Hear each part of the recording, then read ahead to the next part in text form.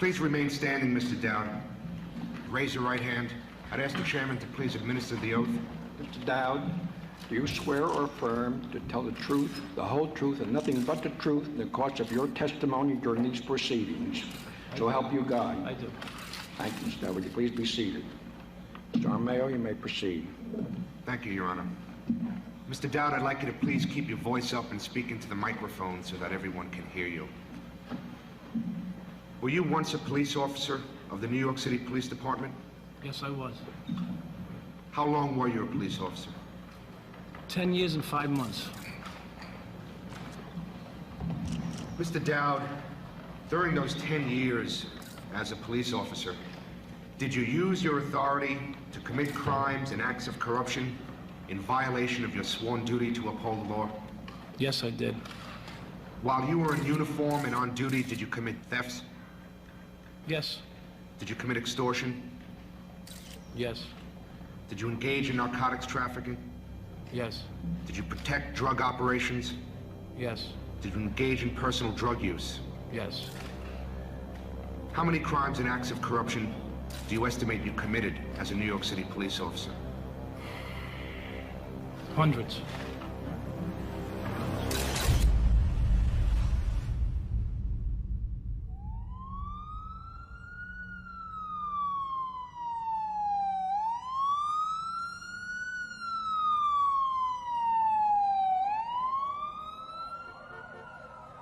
New York is in the grips of a crime wave. Crack is now sweeping New York. Justice Department officials now say there is a direct link between crime and cocaine. Evidence of heavy money and heavy violent drug traffic is all around. It was like the heyday of crack. Every city was having trouble with violence. New York City at the time was having 3,500 murders a year, and East New York was the worst part of that. It was a war zone. They were empty buildings. They were just living in them and running electric from the street pole to the houses. It looked like Beirut. East New York at the time was very, very poor, so you had all of the socioeconomic contributors to crime, all of that converging, and it was a hotbed for crime in New York City. East New York, Brooklyn, 7-5 precinct, back in the late 80s, was the deadliest precinct in the country.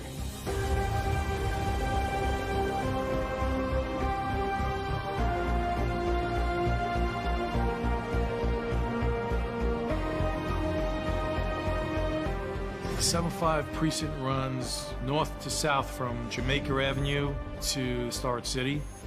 Every year we led the city in homicides. We led the city in police shootings. There was a captain there who would take a Polaroid photo and say, "Give this to your wife so she'll remember who you were." It was the highest murder rate in the country in a little 5-square-mile precinct. You had the fucking gangbangers and the drug dealers, and you could be sitting in the radio car in one corner and hear shots going off 100 yards away behind you. Who the fuck did I burn to get put here? It would scare Clint Eastwood. The radio doesn't stop. It's one call after another, after another, after another. You got a backlog of 200 jobs to answer already. So you handle one job, now you're down to 199. No, the calls are still coming in. Accident, a dispute, a fire. Homicides, robberies, rapes. You name it, it just doesn't stop. People on crack with guns. Drug dealers with guns. Young kids with guns. So violent, man. Violent, violent, violent. Welcome to East New York. Welcome to the land of fuck.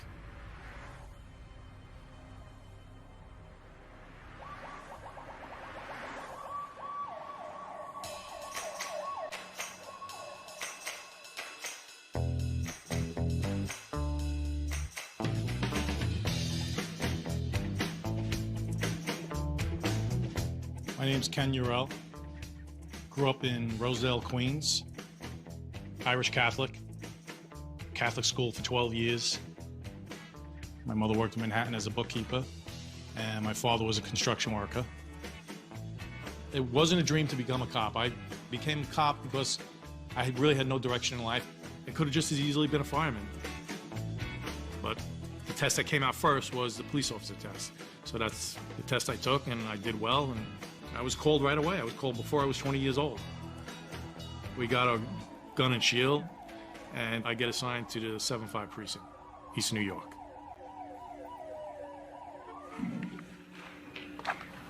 Before beginning your testimony about your career as a police officer, Mr. Dowd, I'd like to ask you a bit about your background. How old are you? 32. Are you married? Yes, I am. How long have you been married? 8 years. Do you have children? I have 2 sons. Are you from the New York area? Yes. What county are you from? Suffolk County. Will your family be listening to your testimony here today? Yes. When did you enter the police academy? January 26, 1982. Did you receive integrity training at the academy? Some, yes. What do you mean by some? We had visits from internal affairs officers. The life in the academy is sort of like going to a parochial school, and if you look back at it. It was a building time, a time to build a camaraderie with the guy next to you, the guy, whatever side of you started to form a bond as a unit. Did you personally treat it seriously, the integrity training? No. And based on your conversations with your other recruits, did they treat it seriously? No, that's how we all formulated our own opinions from that. And based on what you could see, did the instructors treat it seriously? Not at all. I recall having internal affairs giving a lesson to the class. And after the individual left, our academy instructor looked at us and said, now, you can go that way or you can go this way. You want to be a successful cop, you don't go that way. And this is the academy. I didn't even step on the street yet, and I'm being told, side in this direction with whatever you got to do.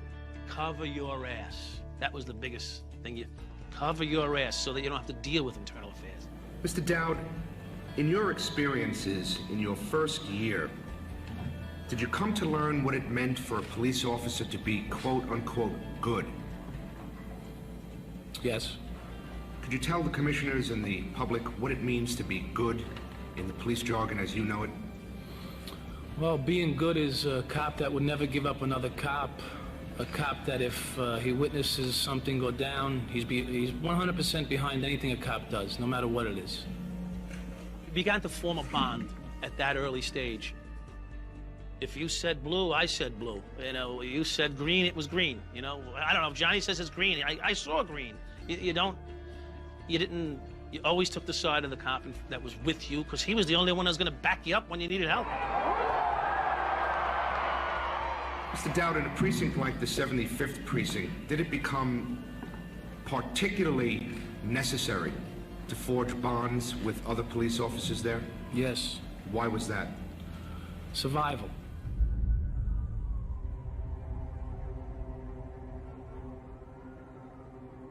Learning the streets is a transition process. It comes from the other cops, too. You'll learn from them what the street is telling you that you don't know it's telling you. You'll learn the walk of someone with a gun. You'll learn the eye drift of someone who maybe has drugs on them. You start to learn body language. But it's a process, because just because someone darts their eyes away from you, you're a rookie cop, you have no idea why they might be doing it. There comes a point where you have to make a decision on taking something that you find or vouchering something that you find. It's 2514, can transmit on text. In the beginning, as a good rookie cop, you're going to voucher what you find, no matter what it is. And then after probably a year or two, and you've been driving back and forth to work for the last, 400, 600 tours of duty, and you feel a little bit underappreciated. You feel like no one really cares. You're really not stemming the flow of crime like you thought you were gonna.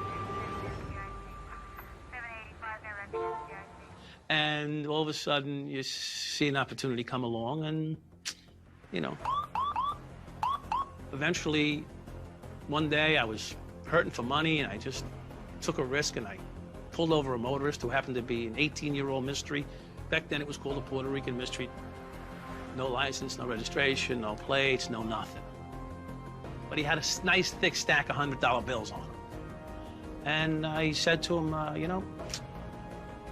like, you got about, $1,500 to $2,000 worth of tickets here. So I suggested that if he bought me a nice lobster lunch, I could let him go. And with that, he promptly took a couple $100 out of his wallet, left it on the back seat, and pulled out of the car, and I drove away like I was gonna get arrested, and I didn't, and I won.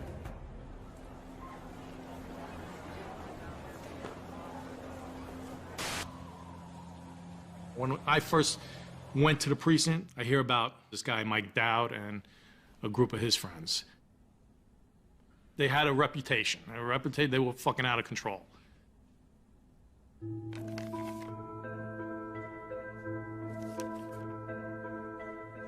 I met Mikey D, obviously, in the 7-5. Every now and then we would be paired up. First time I knew I could trust Mikey was, we had handled a walk-in at the precinct. We take this woman over to her house. Her husband's there. He's beating me. Can you just get me in the house? I want to get some clothes. Chickie and I roll up. We walk up the fucking staircase. Man in his 20s, Rastafarian, dreadlocks, answers the door. He sees us, and it looks like his world has just ended. So at this point, we know something's on. The woman runs in. She grabs a couple of bags of clothes or whatever, and she runs out. She's gone. So Mikey grabs the guy. We get him pinned. As I got him on the floor in his living room, there was a bag as big as a fuck. It was Gigantic bag of fresh marijuana. a 55-gallon drum. That's the size of this bag was filled with marijuana. Couldn't even tie the top. Stalks were sticking out of the top of the bag. I go, Chickie, under the fucking couch. He goes under the couch, pulls out a duffel bag. I open up the bag. The thing was loaded with money. He pulls out 2 guns. I go, what else is in there? He goes, cash. He takes the fucking bag, closes it, and puts it back under the couch, takes the 2 guns out. I go, what are you doing? Fuck the guns, there's cash in that bag. I don't know how much money was in there. Minimum 20 large, 20,000, 25,000, around there somewhere. So I look at Mikey, he looks at me. And I guess right at that point right there, I knew I could trust Mikey, and I knew he could trust me. So we peeled off about 8 grand, whatever we took from him. Left the house. I think Chickie took the 2 guns because he's a gun buff. We tell the guy, you know, this is your lucky day. You know, you're getting off scot-free. It's a good score. Yeah, absolutely. I got 2 months' worth of paychecks in my pocket, and now I'm thinking, you know, all kinds of stuff runs through your head. Is this a plant?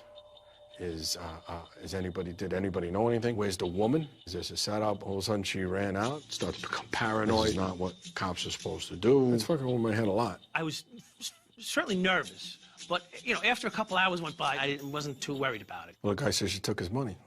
Prove it. You have me on video? You got me on tape? Audio? Anything? No? Well, his word against mine. And I'm a cop.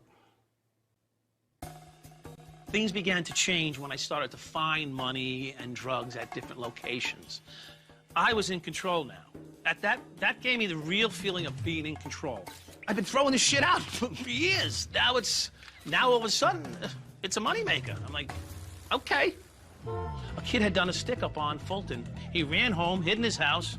We knocked the door down, went inside. I knew we were in a coke house, triple beam scales everywhere. So I hacksawed this briefcase open. I stuck my hand and I ripped out this bag. A plume of fucking white powder was flying. I said, pay dirt. Bags. I'm putting bags in my coat. At the time, it was $30,000 a kilo for coke. So we know if we had a half or a 1, we're getting $20,000 at least. And I took the money and bought a condo in Myrtle Beach. I love to golf, and I know Myrtle Beach was a golfer's haven, and it's on a beach.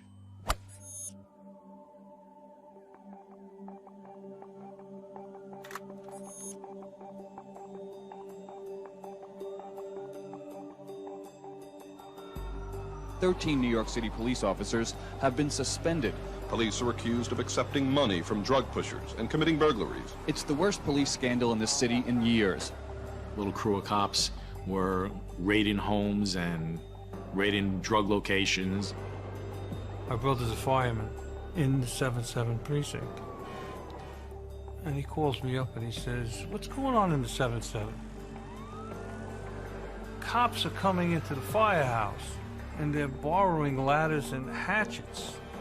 The cops were using the ladders to go to these locations where they knew the drugs were, and they were using the axes to break down the doors. These guys had no finesse whatsoever. These guys were absolutely berserk. 12 officers had been charged with corruption in a Brooklyn precinct dubbed the Alamo. The 7/7 scandal shook up the whole department. When that broke, there were huge rumors on how the next scandal was going to break into 7/5.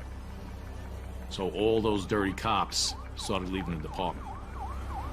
People doing crooked shit was afraid a new scandal was going to break out. I wound up resigning shortly afterwards because, you know, I felt the heat was on, the pressure was on.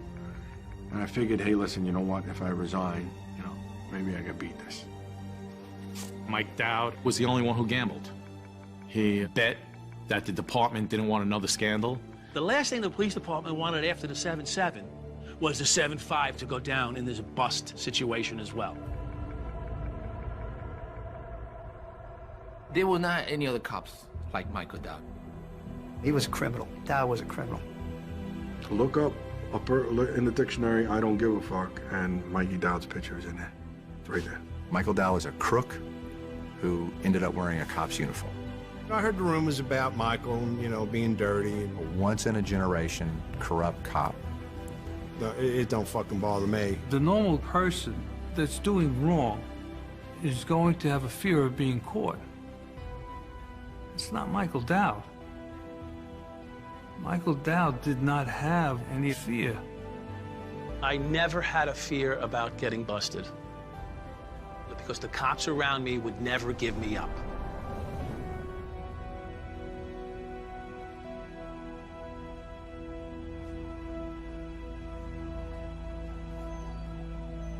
How busy was the 75th precinct? How many radio runs a day does it average? Police officer hand? I averaged about 250 calls a month. And in a precinct of that nature, you just mentioned a moment ago that it was particularly necessary to forge bonds with other cops because of survival. What do you mean, that you protect each other on the street? Yes, very much so. Do you believe if a cop is not a good cop in the way you describe it, that his safety in a command like that might be jeopardized? Yes. The streets of New York and Brooklyn in particular, you know, it's like a bloodbath. I mean, it was 1,000 shootings a year in my precinct alone, you know, 100 murders a year.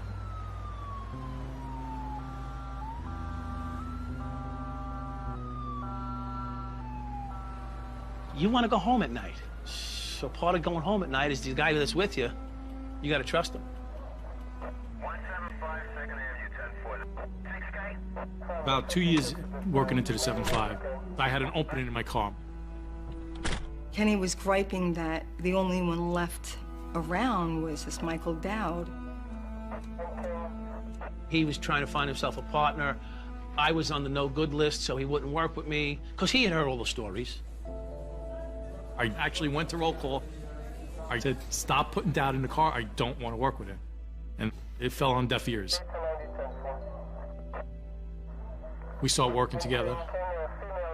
Before you know it, we started to get a little bit of comfortability working with one another. He would take me to Joe's Bodega for some fucking Heinekens. We make a personal connection about our wives. We got married at the same time. We're both around the same age. We had sons at the same time. There was a real personal connection there. You know, I gained his respect, and then his trust. And it came to a point, I says, why don't you make this official? And at some point he goes, you need a partner, I need a partner, you know. We're both good cops, you know, we got all this in common, let's be partners. Our future lieutenant. His friends would come over and say, you can't be with him. This guy's trouble. He was totally corrupt. They said to me, no, don't work with Dowd, you're gonna end up in trouble, give up the car if you have to. It's no joke. This is a big mistake. I could see the pain he had to endure amongst the guys that he was very close with in order to become my partner. My response was, he knows what he's doing out there. He can handle himself in the street, I don't have to worry about him, and all I do bad is drink on the job. How much trouble can I actually get into? He stood by me. Kenny's the type of guy that if he's got your back, you know you got your back. And I really, really admired it. From that moment forward, it was like a true love affair. I gave him my heart after that moment.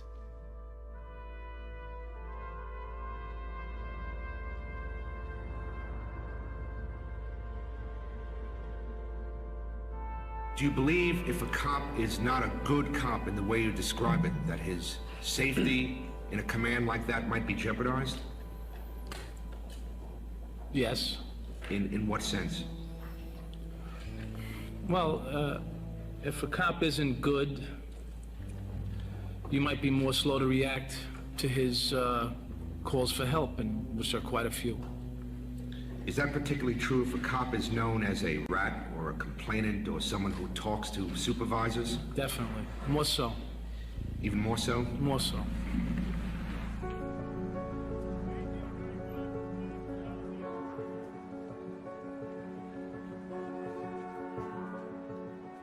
I had been in the 7.5 now, I'd say, approximately a year and a half, maybe 2 years. At this point, you're learning quick, you're moving quick, your mind's adapting. You still responded as a cop, and if you saw an opportunity, you took and made money.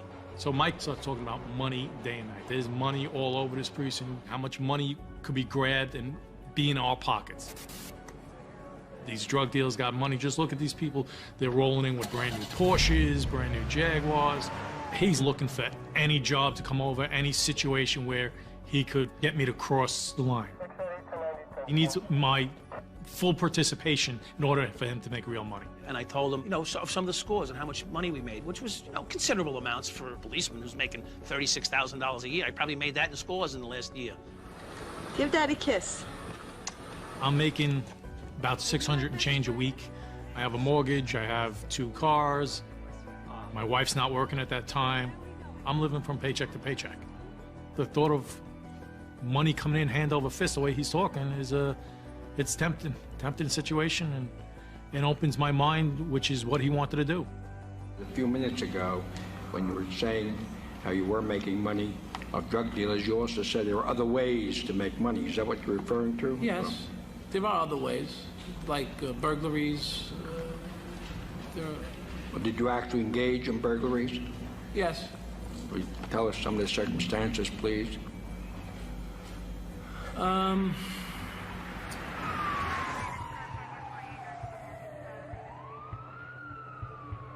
job comes over the radio. A woman's house down the block was burglarized.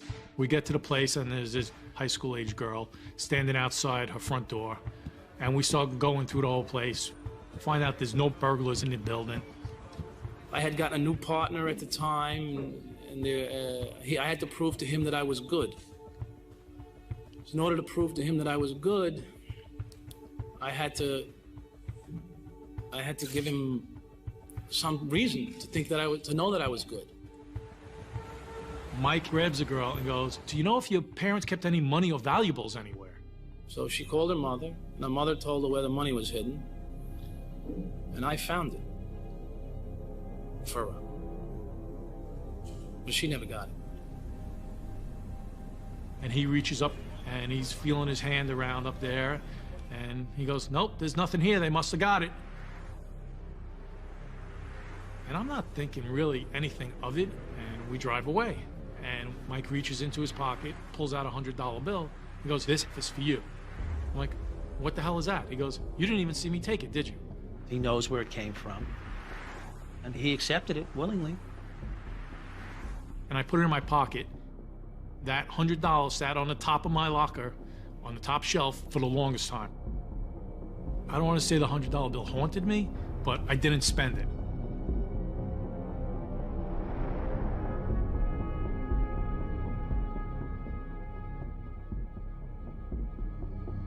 And a couple of days later, I was in court, and he's working with this female cop. We get in the car, and we get a call for a burglary over on Hageman Avenue. We get to the house. I'm the lead cop into the house. Anti-crime shows up, which is the plainclothes unit for the precinct. I happen to just go by a closet, and in the closet's anti-crime. And the guy picks up a bag. It's a green fucking garbage bag filled with cash. So I look at him, he looks at me. I go, "What are you gonna do, bro? Fucking spend the whole day vouchering cash? Just leave it there. Fuck it." So Mike smooth talks anti-crime and explains to them, "Oh, you got to take all that back. You got to stamp each bill. You got to initial each bill. That's going to take you for fucking ever. Yeah, you're right. He puts the bag down. I go back, rip open the bag, take about $4 or $5 grand, put it in my pockets. And I go, because I couldn't take the bag out. Scalps all over the place.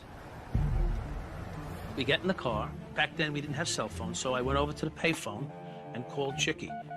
I get a call from Mikey. He says, listen, I need you to get over to this address. I was just there. I saw this bag full of money, but I got a new partner, and I'm not doing anything in front of him. I need you to get over there right away while I'm working, so this way I can watch your back.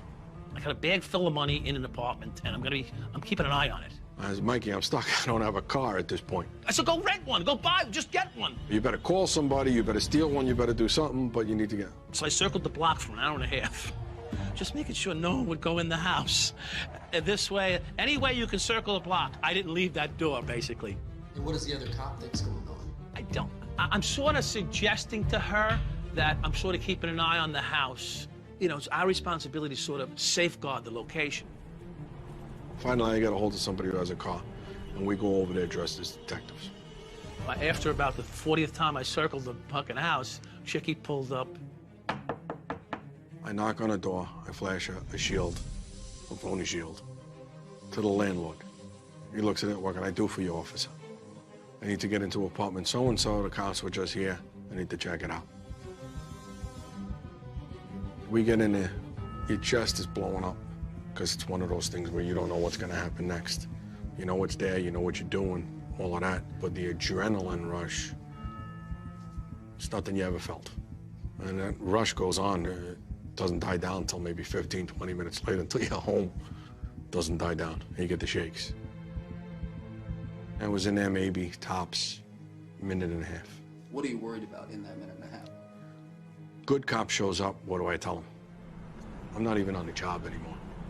You know, I got Mikey handling everything outside as far as any of the units showing up or anything like that. So I know I'm pretty good there. So the only other thing I'm worried about is a bad guy. What happens if a bad guy was? Anything could have happened. I might have had to tune somebody up. I might have been dead.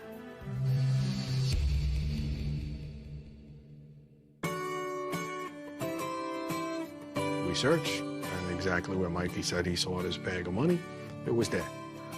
It's all packaged the way drug dealers package it, with the rubber band, $1,000 bundles, thousands of dollars in it. Thousands of dollars in it. The car takes off. I go, oh my God, my buddy Chicky's here. I pull him over. I go, how'd we do? He goes, oh, we got a fucking big bag full of cash, and we're going back to my buddy's house, and we're gonna count up. How much you got? I said, I don't know, 5, 6 grand. So I fucking banged out early, drove over to my friend's house, jumped in a limousine, and drove to Atlantic City counting the cash we just fucking pulled off on his job. And we go to Atlantic City, and we turn all of these 10s, 5s, and 20s into $100 bills. We sit down, we play a while, we eat a while, whatever it is, and then we come back with the clean money. You know, to put 11, 12, 15, 20 grand in your pocket in one day, you're like, holy fuck, I just made my year. Forget about Beverly Hills and all that other stuff. The ghetto is one of the richest neighborhoods there is. Look what you missed out on. This could have been yours. We could have went back after anti-crime. It could have been just you and me. I wouldn't have had to call them. $50,000? Fuck. Like any cheap cocksucker, he was impressed by the money, and I told him, you know, as far as I'm concerned, if there's 3 pieces of rice on the table, my wife, my kids, then you, I'll go hungry. So that's how I see this. And he went, I'm in. I jumped in head first, man. I went in.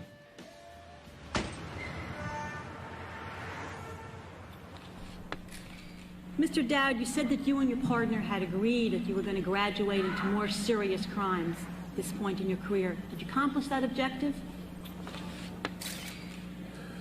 Eventually? Yes. How did you accomplish that objective? Well, what had happened was, you know, through we had a very strong relationship with a local drug dealer. His name was Mr. Perez. I'm driving up Van Sicklet, and on my right-hand side, I see this very attractive Hispanic woman, very slender, red pump heels on, long black flowing hair, standing next to a shiny, beautiful red Corvette. Immediately, I was of course, drawn to the scene. You got a beautiful woman standing next to a beautiful car. I mean, how perfect could it get? I had my Corvette parked outside, which was my showroom car.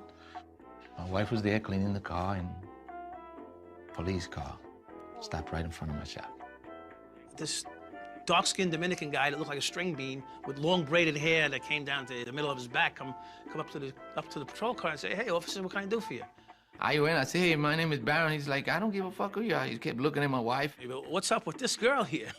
He goes to me, "What girl?" I says, "This beautiful girl standing here. She's beautiful." He said, "That's my wife."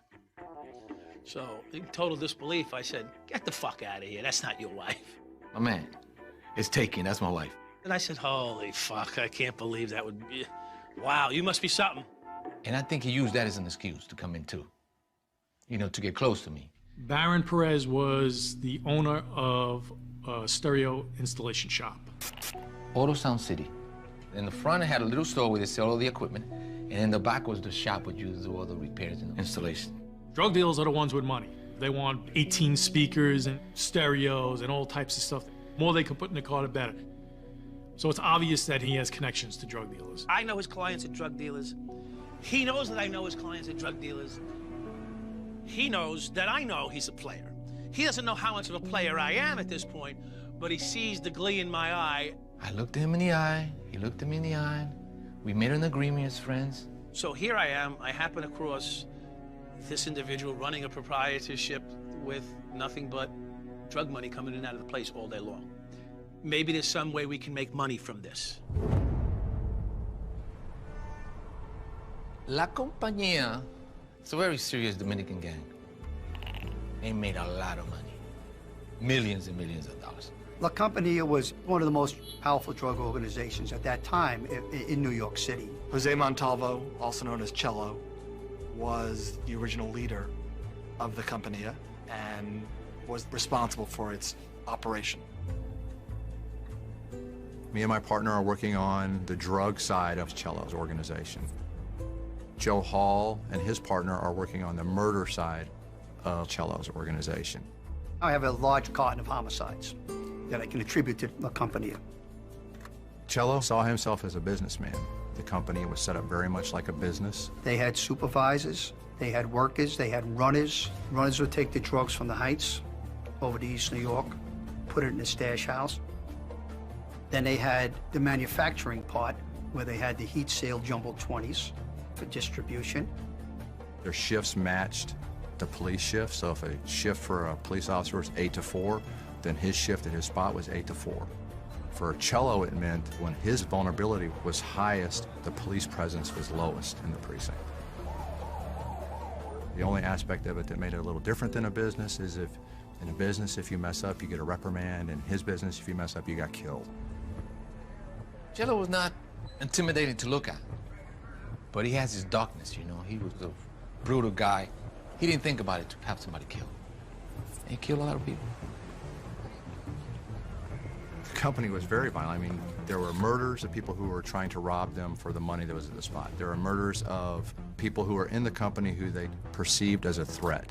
There were murders of rivals. They brought people specifically from the Dominican Republic to work in New York whose only job was to kill people they saw as a threat. Just by the murders alone, we knew we were up against a really tough crew, really tough crew. The time is now approximately 1840 hours. We are conducting this video surveillance for the Brooklyn North Narcotics Area Office. My investigation, the La Compañía investigation, was 2 locations in East New York, Pine and Pitkin and Norwood and Fulton. Early on in the investigation, we received information about Cello, that he was going to be at Norwood and Fulton Street. I had borrowed a very nondescript surveillance van. And we were right in front of the Pachado restaurant, where we knew the members of the organization would hang out, the bosses would hang out. Tom and I are in the van, and we're comfortable, we're having our coffee, and then slowly we start to see people show up. So Tom, being a DEA agent, he starts taking the shots. And we're pretty excited because we know that everybody's showing up. It's part of Cello's crew. And we said, well, we'll be able to identify who this person is. this person is, because at that point we had cooperators that would point to us, this is so-and-so, this is so-and-so. So we're saying, this is great.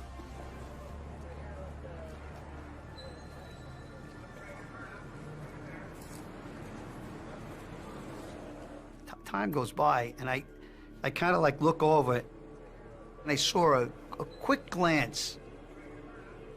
I'm giving it a little bit more time, but I'm getting the EBGBs. I'm saying something's up the way they're looking at us.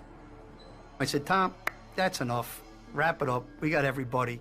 As I start the van, vroom, of course, they know no one's come in and out of that van, and they've had their eye on it. And I hear, Mira, Mira. And then I see a guy walk over and pop the trunk of a blue Chevelle. The pack comes up, and they start reaching in, and they start bringing out hardware. I saw about maybe 4 or 5 guns come out of the trunk of that car, and I see a fucking street sweeper come out of the trunk of the car.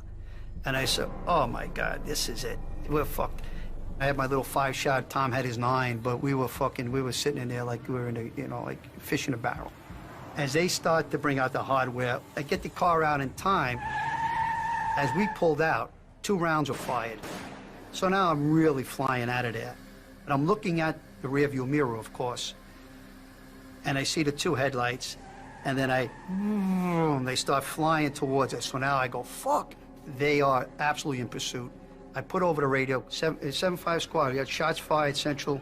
We're being pursued by 2 vehicles at Logan and Fulton. Central calls back, and she said, give me a description of the car you're chasing. I said, negative. I said, they're chasing us.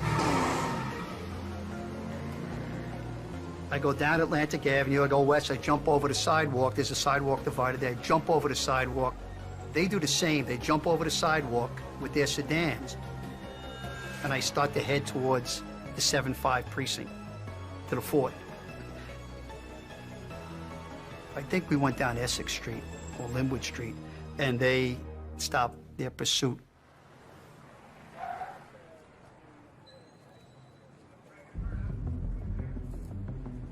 Barron says to me that I have a friend, Cello.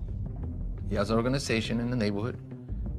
He's not too far from here. And he wants to know if you can give me some information about narcotics, if they're gonna bust, if they're not gonna bust. I tell Kenny that we gotta deal with this guy. What Mike came up with was $8,000 a week, and we will offer our services to this Dominican drug gang. Cello. We'd pay Barron, and I would pick the money up at Barron's shop. That first burglary scene we went to, Mike threw me $100. I thought I could always come back from that. Now we're dealing with a major drug organization, and we're supposed to get systematic payoffs. There's no turning back. There's no becoming a cop again.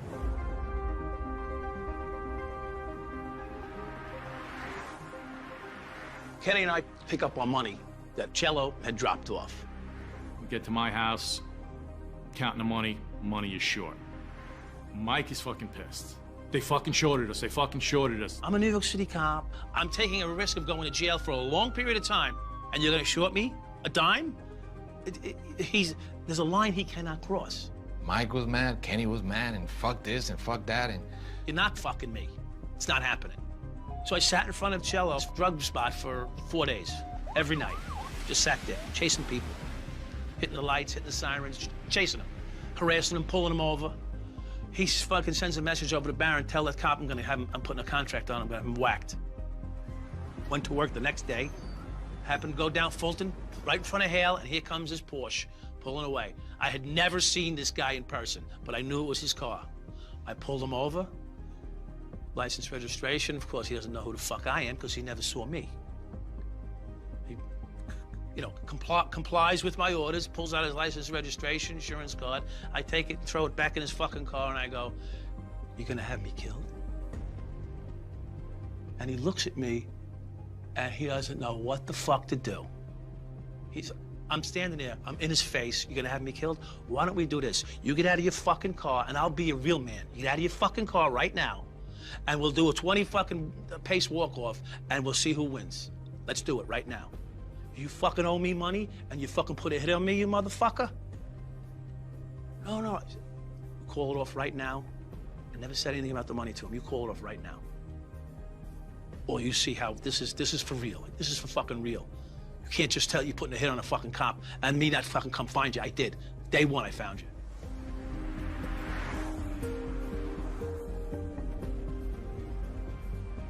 I don't know, a couple hours later, I get a page from Barron. He goes, Mike, Cello just called me, told me the hit's off. And boy, I got something for you. Walked into Barron's office at Auto Sound City, he handed me $700.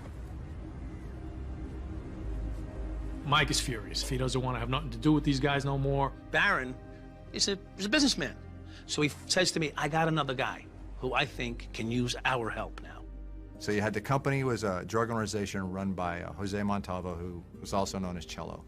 Then you had another organization doing pretty much the same thing, run by Adam Diaz. How does your organization compare to the company? Nothing at all. What do you mean? Because the company was a fucking low-scale shit. Half a grand shit at dimes. Dimes! He didn't have the connections I had.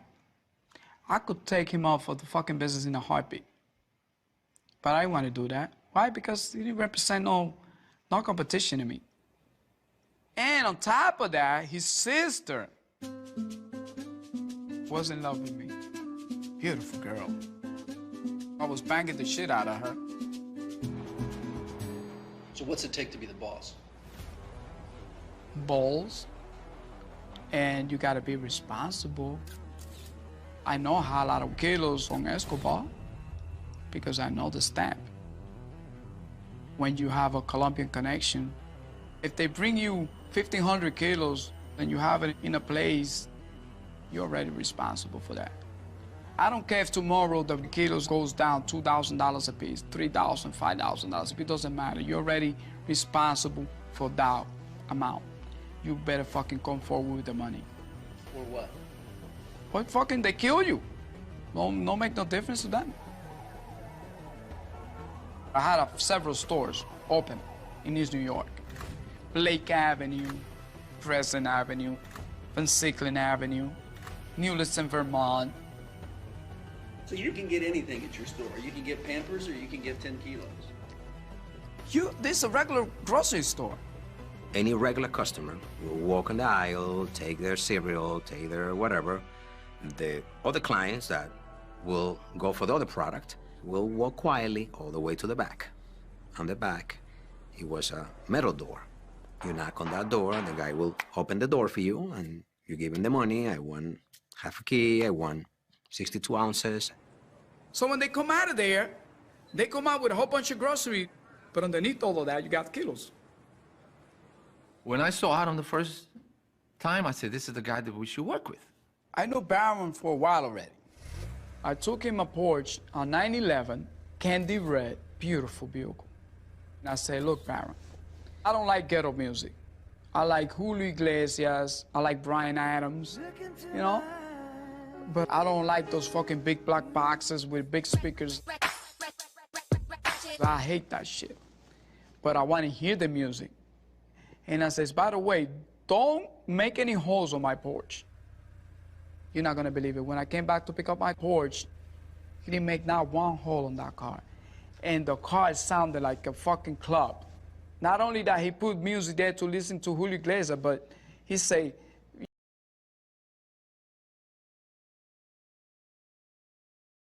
you want somebody to listen to black music, they could put it on, Adam. But it's up to you.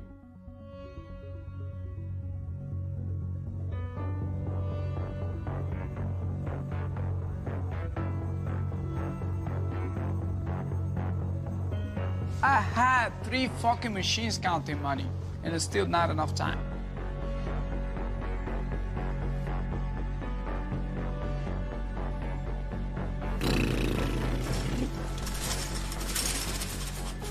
Barron calls me. He's got these 2 police officers who want to talk to me about they could protect your business and they could give you information about when they're gonna ready your place. I told Barron, okay, let's do a meeting with those guys. Kenny and I discuss a few things, and we go in, we have a meeting with Barron about it, and we tell Barron $24,000 in our hands to talk. Fucking Mike was a fucking brain. He said, I think it was $25,000 down payment, so he could trust me. I said, no problem. We go in the back room. Baron makes a couple of quick introductions. The first time I saw Kenny, I knew he didn't have that gangster shit in him. He had that cop look where you say, fuck, he's a cop. Mike didn't. From day one, Mike didn't have that cop look. Mike was like me.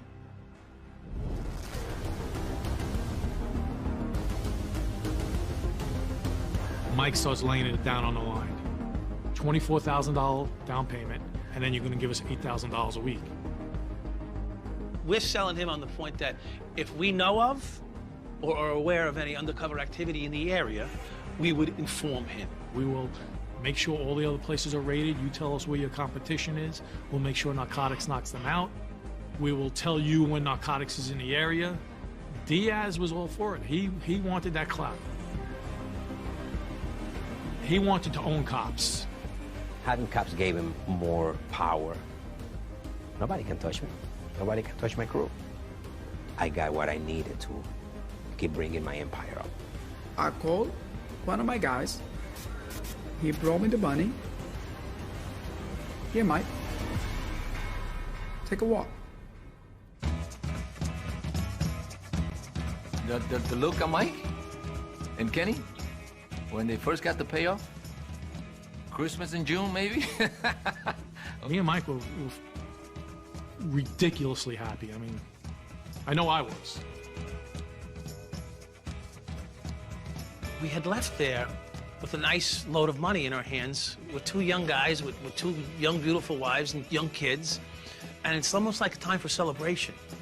My wife was in the precinct that day visiting her grandmother who lived in the precinct. Michael and Kenny picked me up. I was sitting in the back seat. I asked how their day was. I tell my wife, you reach in that paper bag, can you give us a couple of beers? We got some beers, we're gonna, have a couple of beers on our ride home. She, oh, no problem. I opened it up and it was money. And I basically screamed. I was like, oh! She's just beside herself. She can't believe how much money's in that bag. Money always feels good.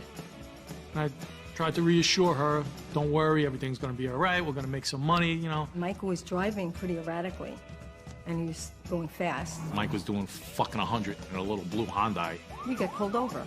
Before the cop even was out of his car, Mike was out of his car, walking back to the cop with his tin out. What is he stopping a cop for? I'm like, he just, rode the median. I think you both are crazy. This is trouble.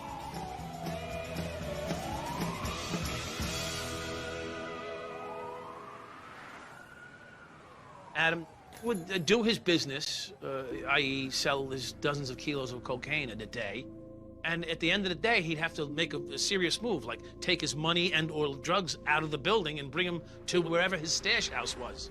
He asked us to ride shotgun for him so that if there were people tailing him, they would see that he had juice, that the police were protecting his moves. No one's gonna try to rob him while they see a patrol car 10 feet behind him. Mike was in charge to protect my stuff from point A to point B. We were like their Brinks. We were, protecting him, making sure he was not robbed. Effectively, he had a police escort. He had a police escort. Well, he did have a police escort, yeah. Michael Dowd got me vest, police officers, bulletproof vest for me and my guys. Original shit from the storage in the prison. So my guys used to wear it with pride, Like, wow, Adam got it going on. Adam, he controls the cops. We don't have nothing to worry about.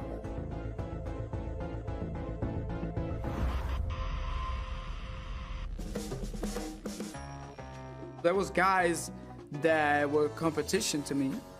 I'll give you a good example. The guy in front of me. They call him Dominica. Short guy, fat. He think he's a gangster. He's a fucking pussy. And he started giving me a hard time. Stealing my customers. Because he happened to be in front of my store, I can kill him. His wife knew me, his mother knew me, everybody knew me. If he's dead the next day, what the fuck is gonna happen to me? The feds coming after me. Can't touch the guy. I say, fuck, what am I gonna do? I say, Mike, I need this guy out of the way, please. So what did Mike did? He parked the fucking police officer car right in his corner. No customers will fucking go into his spot. I say, wow, Mike, you're the man.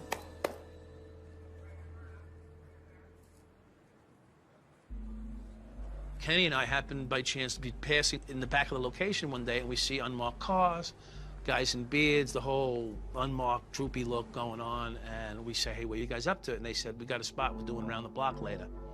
Okay, great. I fucking hit the lights and sirens almost and go running around the block, jump out of the car, I go into the bodega, I take 2 Heinekens out of the freezer, I walk up to the counter and I go like this, shut it down now. So what do? I pick up all my guys. All right, guys, close for the day. What do you mean, Adam? Close for the day. Everyone, let's go. I wouldn't leave not one guy there. I would leave the store guy, the guy behind the counter. 20 minutes later, we drive back around, and they had searchlights, dogs. The whole drug organization was being taken down that day. When the feds come or the state comes and try to purchase drugs, what are you talking about? We don't sell no drugs here. What do you mean? I came last week. I don't give a shit where you came or who you fucking purchased drug from. We don't sell drugs, my man. We sell groceries. You want milk or bread? Come and get it. The DEA was a little bit upset, and Brooklyn North Narcotics, they worked in the Joint Task Force, was upset because they didn't find a gram of salt in the building. Never mind a kilo of cocaine that they were looking for.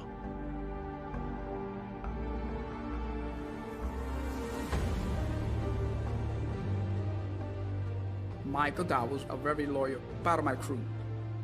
Between me and him was like more like a brotherhood thing going on. Like, I could talk to him like I'm talking to one of my first cousins. Bannon would call us on a Tuesday and say, your money's here, and it went like clockwork.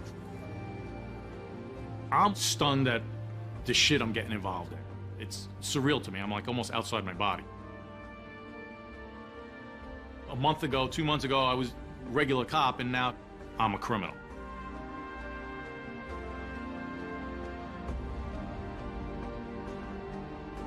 A lot of plannings for the robberies would begin with me and Mike talking about it in a patrol car. Talk to Adam. Adam wants us to hit this spot. How do you think we should find out about it? We throw ideas back and forth. Let's send Chicky in. We all meet in a certain place, in a certain bar. And we figure out what we wanted to do and what we had heard and what we had saw. We started to get the reports from wherever narcotics had been. If narcotics went to a building or a location, we would start to stake out the location. Tried to figure out, okay, when the money was coming in, when it was going out, who was coming in, who was going out. Who's the same guy we keep seeing all the time? Pull him over, pat him down. I see you here all the time. What are you doing here? Oh, no, it says you live in Queens. This is Brooklyn. What are you doing? You visiting somebody? There's not a house around for blocks. What are you doing? Stuff like that. We would check it out first. Hit it later. Mike had a friend in the police prison. Tall guy, his fucking hands are like 3 of my hands. Walter? Yeah, Walter. Fucking big guy, huge guy. Motherfucker's big. Walter's a madman. Just straight up adrenaline. Go through the window, go through the door, didn't bother. Straight up madman. Michael liked the idea of me being around because I was a big fucking guy. 6'5", 290 pounds. I'd break your fucking neck if your neck needed breaking. The first time I saw Walter, I said to myself, bad. We like to have coverage. Cops working and cops off duty. We could put those things together where we were on duty, and if the police got called, we'd be the responding police team. We put it all together, and then we hit the place. You walk in like you own the fucking place. Everybody on the floor now! Fucking do what I tell you! Shut the fuck up! You knock somebody down, you know, you put a gun to his fucking head, you fire a shot over his fucking head, that's an attention getter. Mikey's just crazy. He'll do what he wants, when he wants, and where he wants to do it. Michael's favorite line was, what the fuck are you doing with my money? They put everyone on the floor, fucking take their money, take their drugs. The hell, man, it's all fucking police tactics. That's what they taught us in the police academy. Same way you were taught. Got a guy in the front, guy in the back, got an entry team. They trained us to see things, make sure you're safe and your partner is safe. And if all that works, you walk out of there with a bag full of fucking money and the 4 or 5 people that you left behind saying, what the fuck just happened? There's plenty of times where we had to basically knock people out. There's times where we had to beat people. We weren't leaving there empty-handed. Are you worried these guys are gonna go to the cops? No. Why? Well, they just lost 50 grand in drug money and 5 kilos of cocaine. What are they gonna report? Guys knew if they ratted us out, wouldn't be pretty. Not gonna sit here and say that we would kill somebody or something, but these guys knew not to fuck with us. So he went in there, fucking put everybody on the floor, guns in the fucking air, fucking kicked ass. He was his money's worth.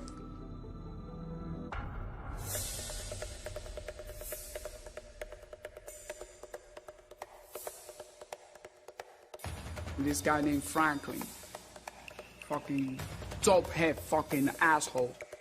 It was him and a guy's name is Cole. This guy got a fucking Uzi, 9mm, all kinds of fucking weapons. Elvis is ready to closing up this place. He had to put all the money together and bag it up, 10,000 a package. All of a sudden, Franklin and Cope come and stick up the place. Stick up Elvis. Stick up 14 of my guys.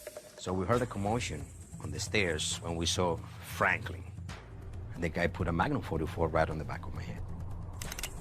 The room went quiet because I was just waiting for that pop. Meanwhile, they were just taking everything. It was Christmas time. I was so fucking embarrassed. How the fuck I had people with guns and everything, and these guys made it through. Went all the way upstairs to the 3rd floor. Franklin is a fucking guy who has a drug habit, who don't fucking see no danger. He don't give a shit. He goes to talk to the guy who's backing up my door in front of the building, and he grabs the guy in the door and say, open the fucking door. I'm going upstairs. The guy opens the fucking door.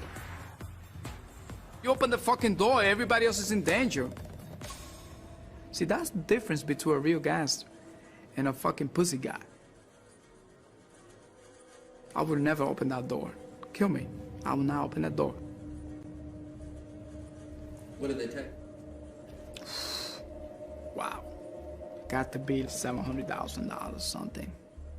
I'm not worried about that money. That ain't shit to me. My problem is they making my spot hot because they started shooting to the air, so the cops came. I told Mike and Kenny, I have a lot of money for you to find this motherfucker and just fucking put him in the car and call me. I'll take care of the rest. Me and Mike, we're off, we're gone. We're out looking for Franklin. Now we gotta get our product back. That's our product. This guy was pissing off our boss as far as we were concerned. Within like 6 or 7 days, Kenny and I found him, pulled him over. So Mike says he finds Franklin. Yeah, he did. So how do you handle that? What do you do? He's not around anymore. I'm not saying I killed him. He's not around anymore. What happens to Coke?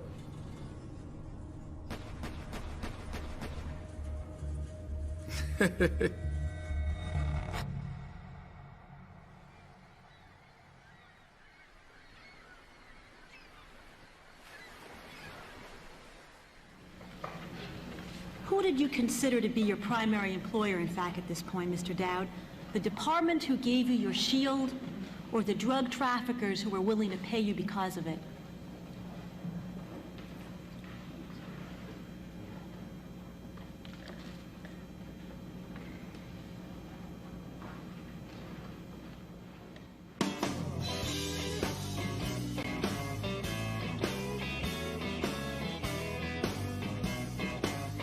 The money itself, it was flowing nicely there for quite some time. Every week, on time, $8,000 is waiting for us at Barron's shop. So we planned trips around Atlantic City, stopped there with a limousine, and picked it up on the way. Me, my wife, Mike, and his wife Bonnie, Chicken, his wife. We were counting money in the back seat. The girls were all excited. So it really made you feel like, you know, you're there, you've arrived. My lifestyle was pretty good. Trips, jewelry, vacations, life was good. We were rolling. How important was that New York City paycheck to you at this time? Well, I used to forget to pick it up. Paycheck goes into the bank. Your paycheck pays all your regular utility bills, your mortgage, anything like that. And I had a loan on my Lincoln. There was no reason not to have payments because I had cash to spend on everything else. A vacation, furniture, appliances, you pay for in cash. Kenny and Michael's experiences just brought them closer and closer together. Thought of him as my brother, my best friend. Like many good partnerships, you have to have a yin and a yang. You can't have two exact same personalities. You always let someone take the lead. He let me, and he did the paperwork. He was rock solid with the numbers. Kenny writes down every lottery number. Every Sunday, he writes down the lottery numbers. Does he play the lottery? No. No. I have notebooks.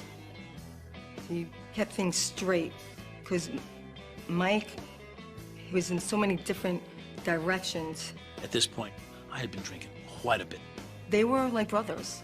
I would say husband and wife because Michael literally took my husband out of my bed for sometimes no other reason than Michael needed to drink.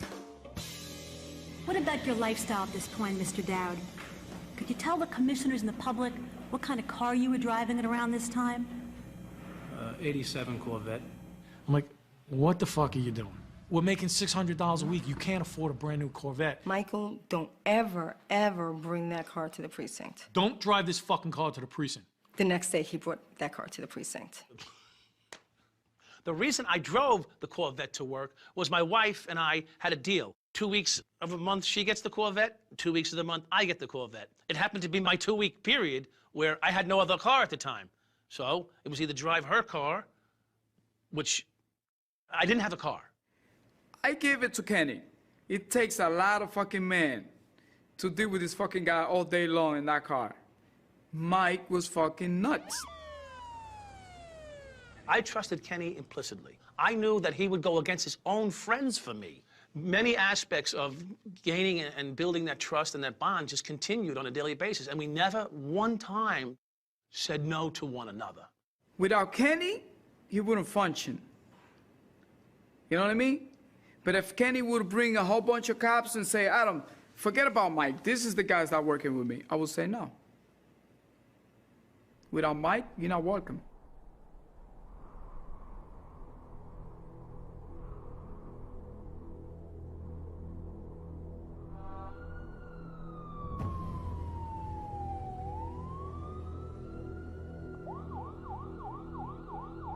We were the best backup team in the precinct. If shit went down and you saw Kenny and me pull up, your life came back into your hands. The blood started to flow back through your body again because they knew they were safe. One thing we did was always looked out for the other cops around us. So one night, Kenny and I were doing a 4 to 12. Some cops had a major armed robbery situation go down. Kenny and I showed up. We shanghaied the perp, put him in the car. We're like a block and a half from the precinct to drop off the prisoner at the precinct. In that time, call comes over the radio. And we hear 10-13 shots fired. A live call come over the air. Not a 911 call. A cop yelling into the radio, screaming for his life. 10-10 shots fired, 10-13. And you hear the gunfire going off in the background. And it's maybe 4 blocks from where the precinct is. Tell the perp, get out. Just fucking get out. Get out of the car. And headed over to Bradford and Pickett. We race off. We're the first ones on the scene. I think I was like third car on the scene. You hear rounds popping off. I don't know where they're coming from or where they're going. As soon as we pull up, you know, we're down, we open up the doors, and the fucking shots are just going off. And the eeriest sight in your life. There's a cop in uniform, happened to be a transit police department sergeant in uniform. And he's carrying this fucking guy. Guy was huge. He's carrying him in his arms like this, walking down the street. We still smell the fucking gunpowder. But all I see is a guy with a body in his hand, and he goes, he's a cop. So, you know, we don't wait for ambulances when the police get shot. Fuck that. Throw him in the back of our patrol car. Guy's legs are sticking out of the car. He was a big guy. And Mike takes off, and I get on the radio telling Central that we're transporting a cop shot to Brookdale Hospital. To get this guy from Pitkin Avenue to Brookdale Hospital was maybe 5-6 minutes. Pitkin to Penn to Linden to Brookdale. I'm on my way. I'm fucking flying now. Lights, no sirens. And I'm trying to close the door. Have them stand by, shot in the head. He's got a fucking hole in the middle of his head.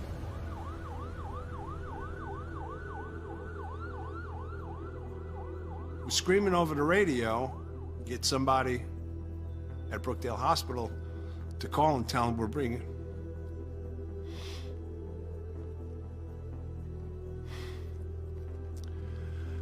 in a wounded cop.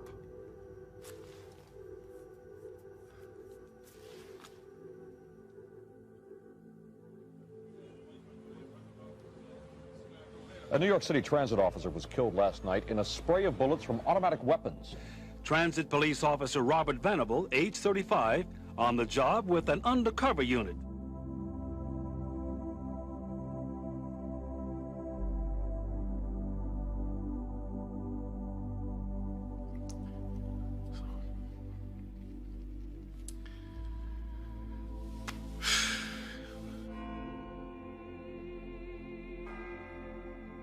I was hit with a lot of guilt after Officer Venable was killed.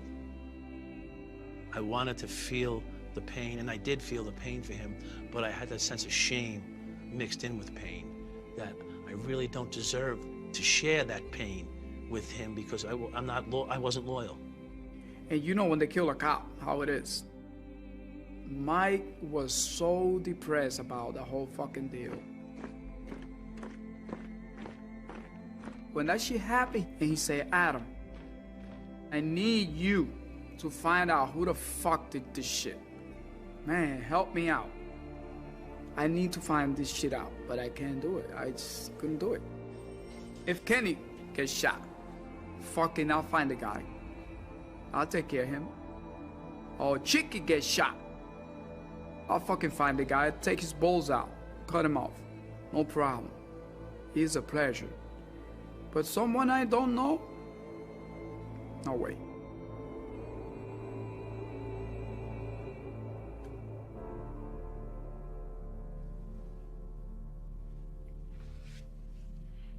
You get worked up telling these stories, you know?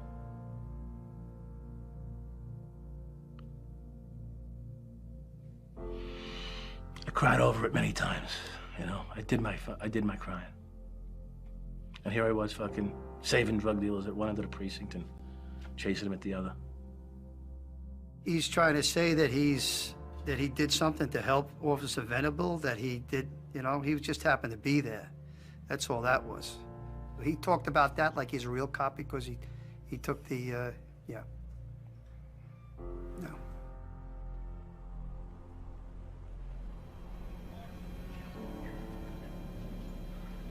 So, Mr. Dowd, let me ask the question another way. Did you consider yourself to be a New York City cop or a drug trafficker?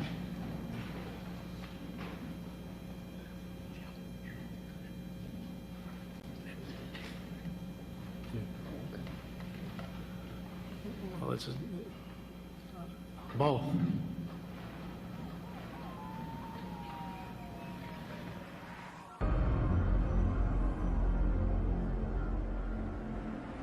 We have this informant in talking to us. He's giving us really good information. I said, just know, no lies, and tell us everything. And he said, you don't want to know everything.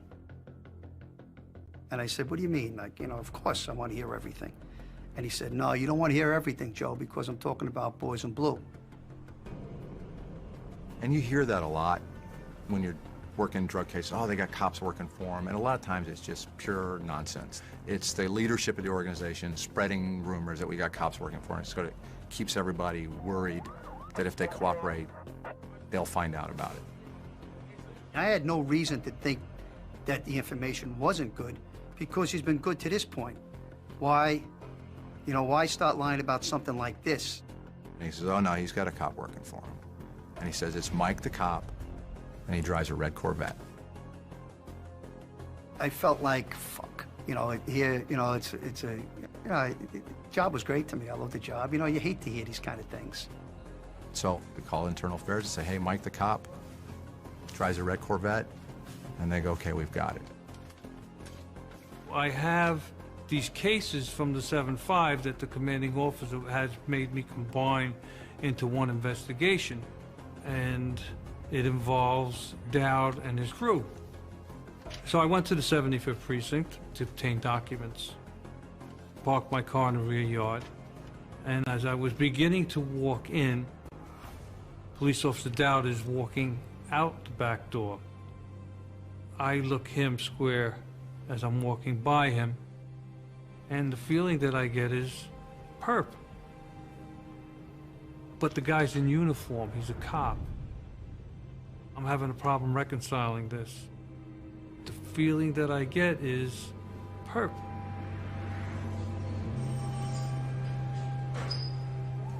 What I begin to do is observations, following them on duty, following them off duty. And it's a very precarious thing to do. Remember, they're cops. If you're going to follow somebody, you have to try to do it, obviously, without them knowing that you're doing it. And it's not like TV. You know, the guy pulls out of the parking space and you're 3 car lengths behind him and they never see you there. Yeah, it just doesn't happen like that. Michael Dowd had a red Corvette. He would pull out of the 7-5 precinct and he'd run every red light, looking into the mirror the entire time. So you have to devise another way of doing it. You don't start out at the precinct, you may start out on the conduit. So he's gonna run all his lights and see nobody. And then you're gonna pick him up on the Bell Parkway or the Southern State. Catching a cop by another cop is heartbreaking. If you're a cop and you took that oath, it means everything to you that you represent and that you're correct. When you take this job, you raise your hand. You take an oath, you say, I will give my life to save complete strangers. And to Michael Dowd, that meant nothing. It wasn't like you were hurting people, quote unquote. You're hurting a fucking scumbag drug dealer. Do you know what kind of pain and suffering that money caused on the streets? Do you know how many people's lives were ruined by the drugs that money bought? In New York, drugs were blamed in last week's slaying of a New York City patrolman. Bodies of a mother and her 2 children were found wrapped in sheets and blankets. The victims were tied up and either shot to death or strangled. Drugs may have been involved in yesterday's massacre of 10 people in a Brooklyn home. This was East New York, Crown Heights, Bedford-Stuyvesant, all low-income areas. People that were suffering enough for a whole lot of reasons. They depend upon us to keep it safe for them to just do the common everyday thing. Now, I have cops making it possible for this poison to get onto the streets, to destroy people's lives, to destroy entire neighborhoods. How corrupt was the 7-5? Top of the line. All the way to the fucking captain. I used to carry a radio so I could listen to who was doing what. Aside from Dowd, Urel, and Yurku, there wound up being, honest to God, 25, 30 people. Michael Dowd is definitely the brains of the operation.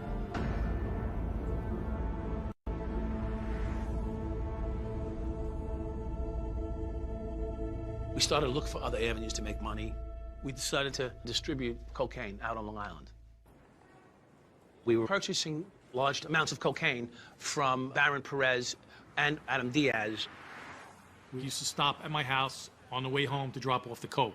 It was like huge bricks of glimmering primo cocaine in my kitchen. My wife was disgusted, disappointed. You know, we got enough money. We don't need to be doing this. Please stop. At this point, we had some nice cash sitting around the two of us. So why don't we just back a cocaine operation financially? We enlisted one dealer and set him up in business. They mainly had this guy, Harry, distribute it. Harry didn't look like the brightest kid. Not slick, not especially smart. Harry was selling, you know, half a kilo a week out of a bar in $50 envelopes. There's never enough. There's never enough. I was using the undercover name Brian. I had a beard, I had a ponytail, earring. I got information about a subject named Harry. The money was rolling in. And he just kept wrapping it up and putting it away. Your feeling and your reaction to the fact that indeed you weren't questioned and you weren't in any way caught during the course of all these dealings, did that, for instance, somehow embolden you to do more in this area? Did you feel free about what you were going to do?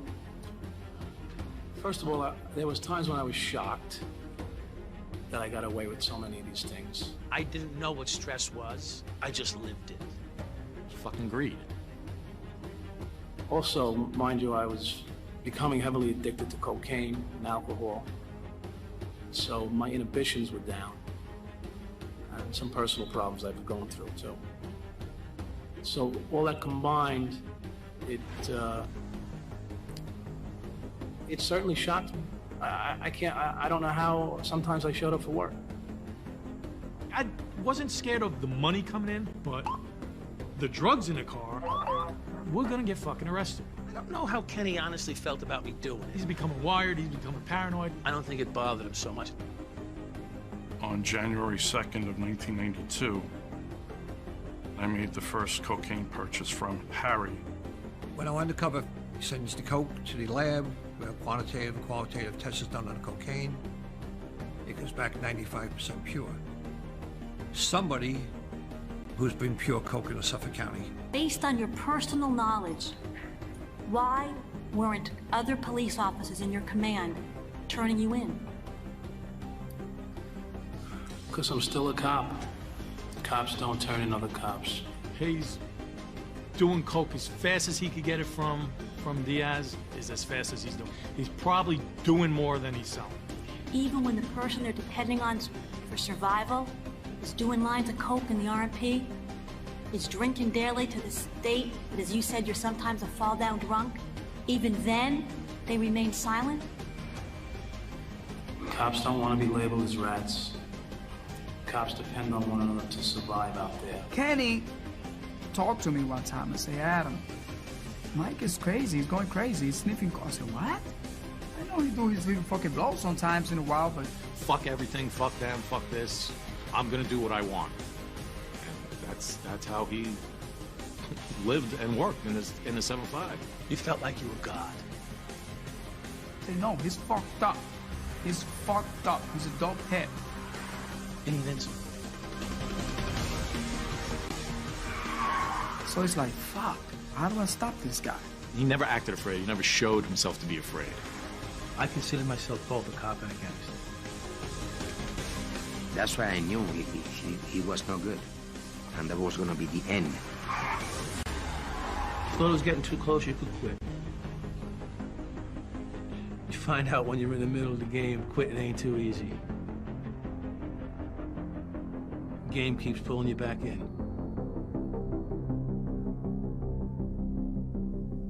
And then you start to wonder, maybe I will get pinched.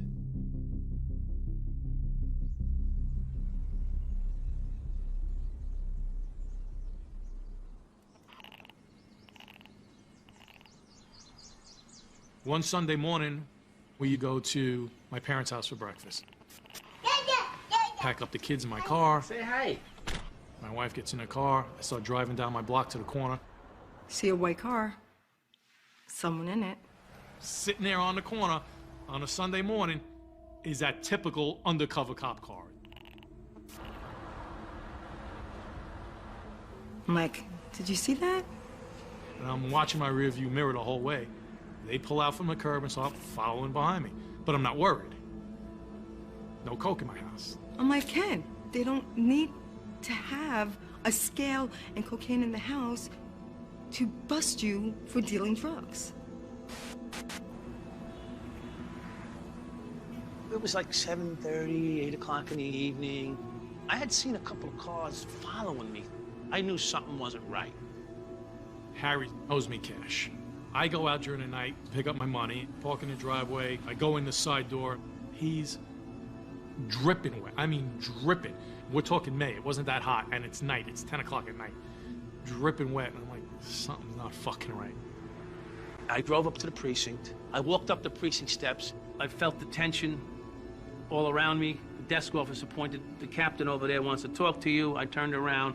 A man walked in with the lieutenant's badge and said, Internal Affairs, we want you to take you for a department audit drug test. Within 2 minutes, Suffolk County Narcotics slams the front door. Guys, don't do it. Get down, get down. Vest, helmet, shield, rushing down the hallway. I'm like, fuck. They throw me up against the wall, they pull my gun out, spread my legs, cuff me up.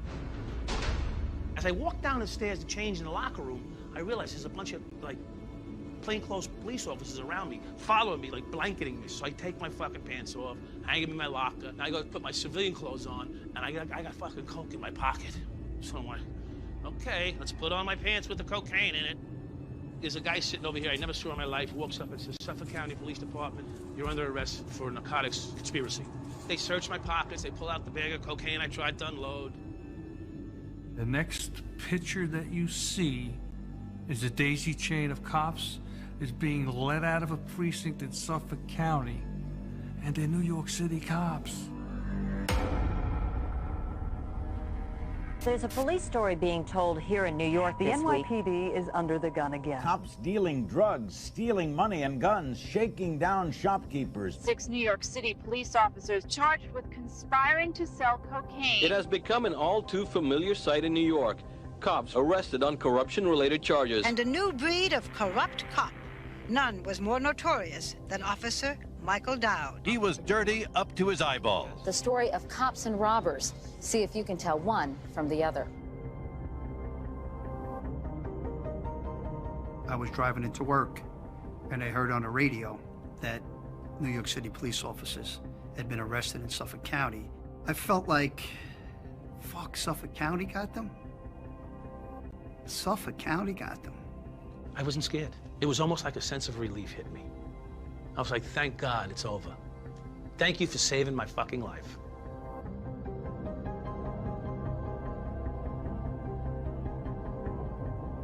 Nothing was off the table with me at that point in my life. It really didn't make sense to me what was happening. I was so used to winning every day. I would beating these people for 5, 6, 7, 8 years. This is just another obstacle I have to learn to get around, and I will. In my mind, I was going to get around this. Here we are out on bail. It's about a month after our arrest, mid-June sometime, facing 25 to life for drug trafficking charges. It was in my insistence that we try to develop a plan on how to minimize the damage at this point. There's a Colombian living in my house in Brentwood. He said, leave the fucking country. You're doing 25 to life in the state if they fucking hammer you. You're done. You're done. He knows I'm in a spot. Comes to me and says, are you interested in doing a hit at this woman's house on Avon Street in Queens? There's a drug lord whose wife is holding on to a large sum of cash and cocaine that they owe this Colombian that's staying in my home. So the plan is to grab this guy's wife, kidnap her, grab any money and drugs in the house, turn her over to the Colombians for execution. What's in it for me? He said, there's several $100,000 in cash and at least 10 kilos. He has this whole plan to flee bail with a kidnapping and murder scheme. I said, Kenny, this is my plan. Are you in or you out? He pounds his hand and goes, we need to do this thing. He says, I'm in. Well, that's all I wanted to hear. I mean, my life was in turmoil. I don't give a fuck. It's me and Kenny back together again.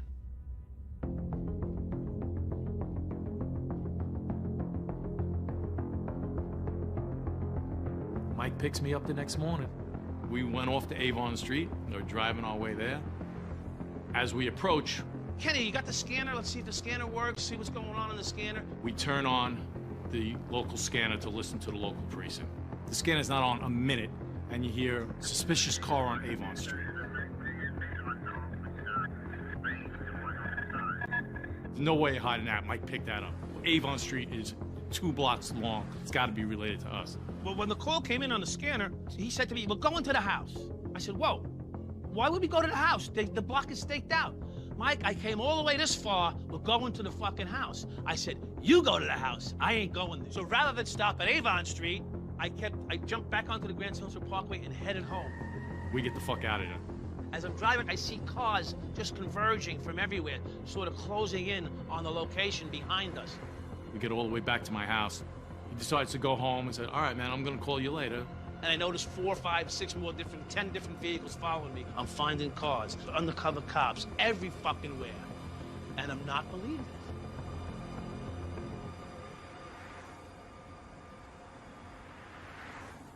I went home, walked in the door, looked at my wife. She says, oh, by the way, Dory told me last night that if I never see you again, remember I love both you and Mike. I said, she said that to you? You didn't tell me this last night? She goes, well, I didn't think it was important.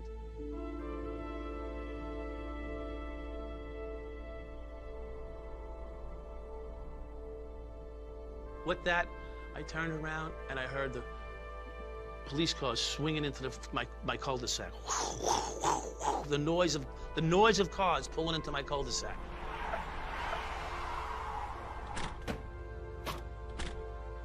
When they walked in my door, I knew it was Kenny.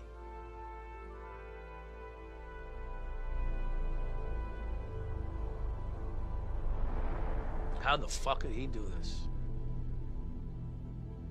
I was already in trouble. I was already in trouble.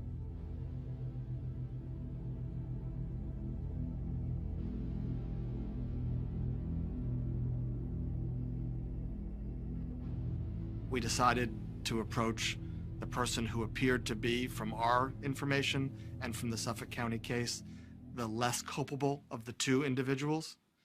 And so we reach out to Kenny Urell's lawyer. Kenny's attorney brings him in. I ask him his full name, what's his wife's full name. I get all the background information, and it sort of sets him at ease because now he's in a routine of answering questions. Then I throw out the name Baron Perez. And he looks at me, gets a shocked look on his face. They did not know at that time that there's an ongoing federal criminal investigation that goes back years.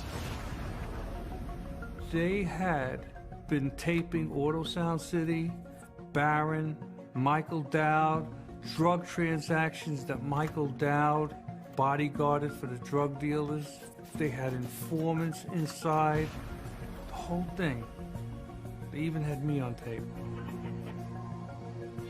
Kenny's attorney's going to tell him, your exposure just went from whatever the state was going to give you to now you're looking at this in the federal system. And he's going to have a come-to-Jesus moment.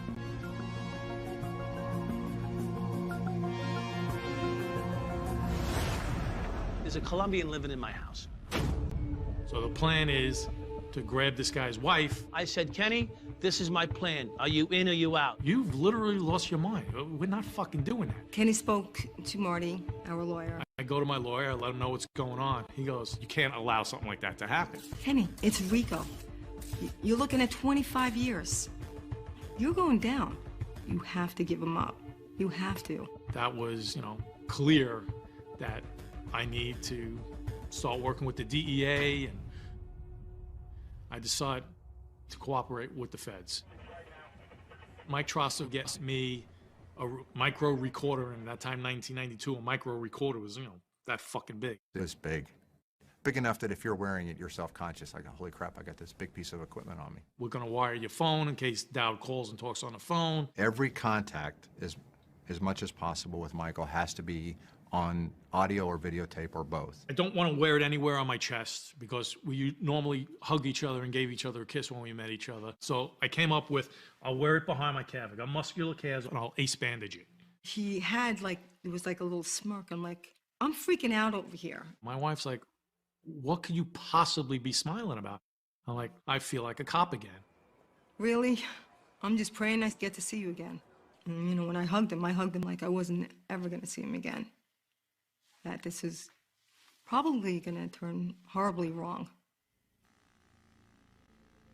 Michael's plan was to go to the house on Avon Street in Jamaica Estates, Queens, knock on the door, deliver a bouquet of flowers, and then they were going to bring her out, kidnap her, take her to a motel, and there she would be handed over to the Colombians. If we walked to the door with a bouquet of flowers, knocked on the door, she'd probably open up to receive the flowers. So it was as simple as that. I didn't think it was a no-brainer. On the news, I'm sitting there watching the news because I'm watching news every day because we're almost on the news every night. Totally separate story. A lady was killed and murdered because someone posed as a flower delivery person. So I'm sitting there with my wife. I'm like, oh my God, I hope Mike's not fucking watching the news now because I know he's going to want to call me and discuss it. Yeah, I'm watching it, yeah. Yeah, I know. I was going to call you, but I figured what's the point?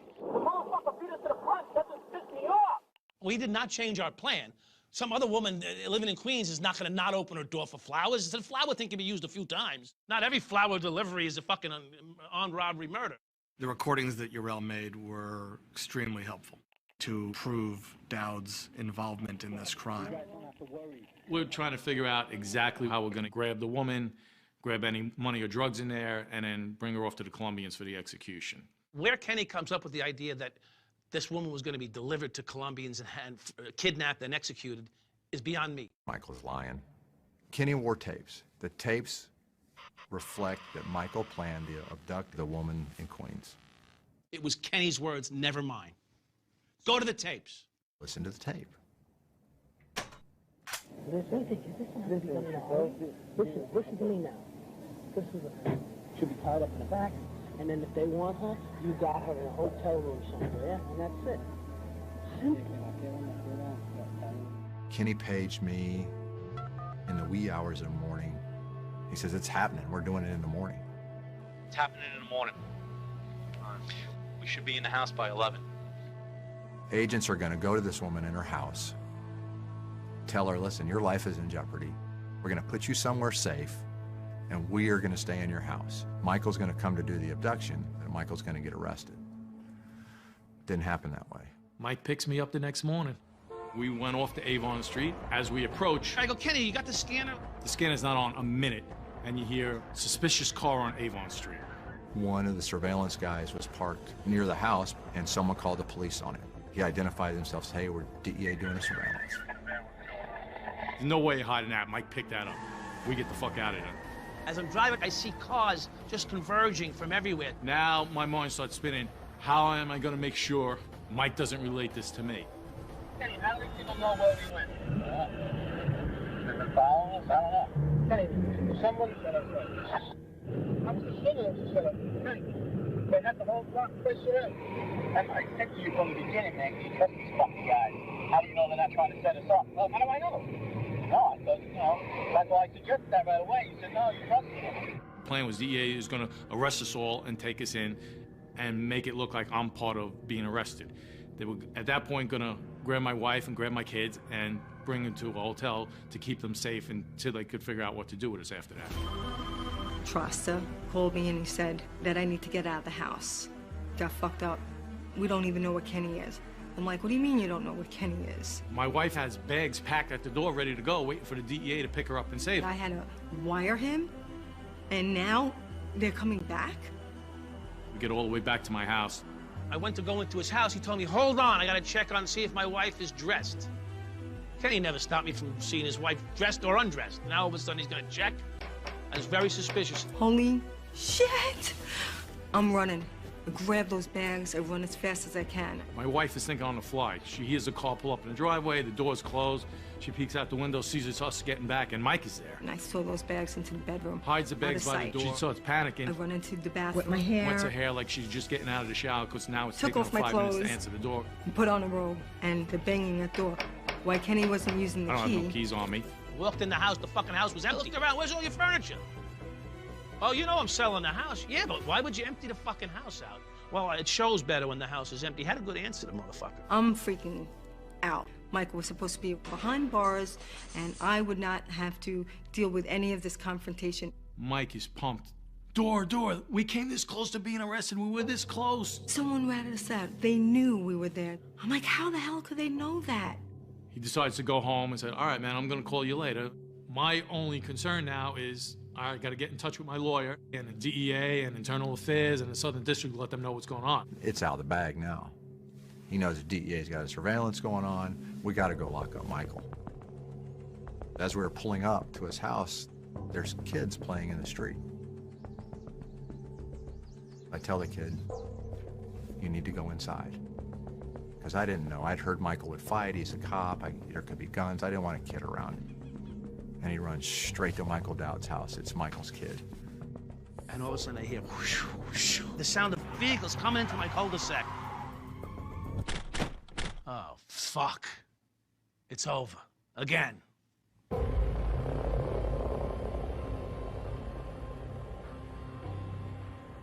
How the fuck did he do this?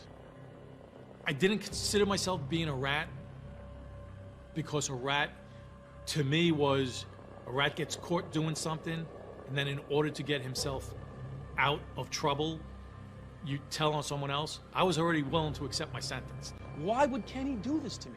Why would he put a wire on? Why would he fuck me like this? You want to say, yeah, I ratted on you about a murder and kidnapping scheme? Okay, I'm a rat.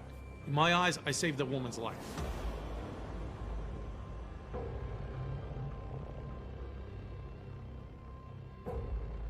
I was very surprised at hearing that Kenny had turned.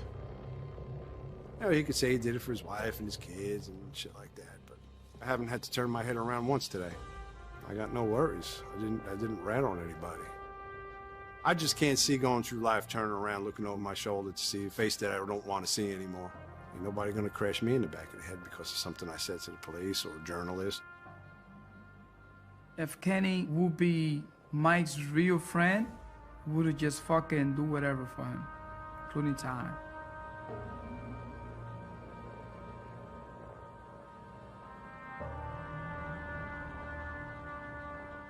If I could relive that first moment where he threw me that $100 in a car, as a 52-year-old man, there was a fourth option to the three options I saw. The fourth option was go to an outside agency, not go to Internal Affairs and cut my own throat, not accept the money and go along with him and not ignore it and be just as guilty. The fourth option, which I never saw as a kid, was go to an outside agency.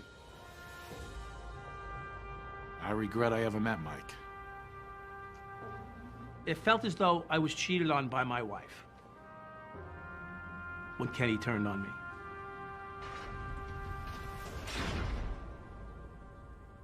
I missed it.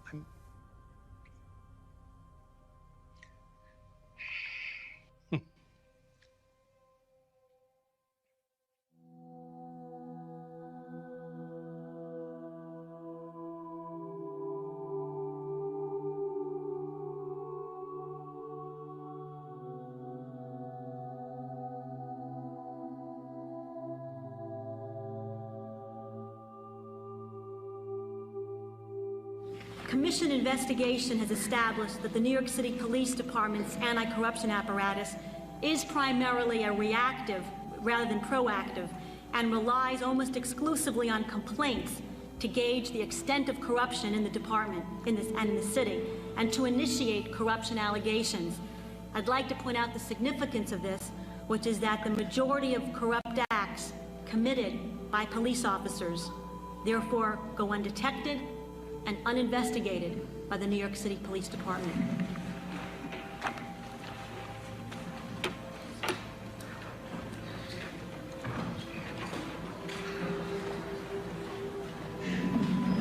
Thank you, Mr. Dowd. This hearing is now recessed.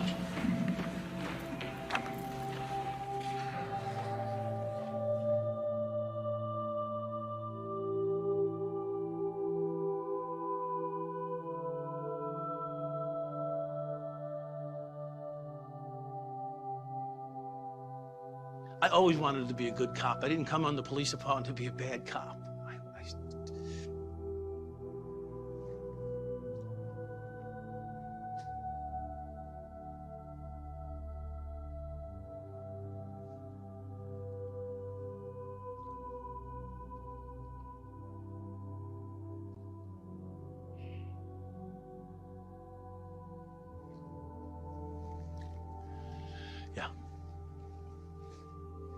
My dreams are about being a good cop. Sad, though. Never happened.